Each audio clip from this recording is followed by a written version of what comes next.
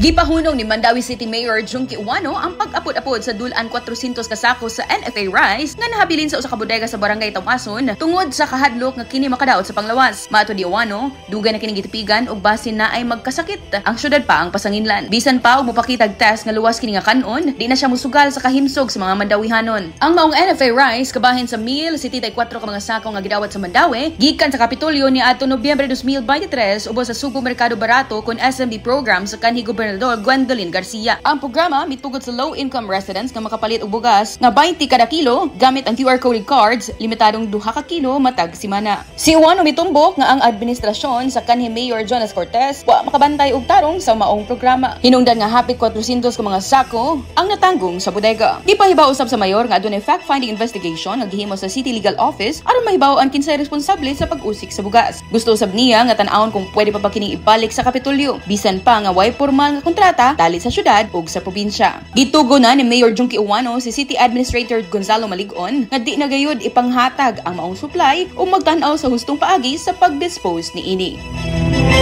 Kini si Idol Aiko, di kapugngan sa paghatod sa nagunang balita, Tatak IFM Balita.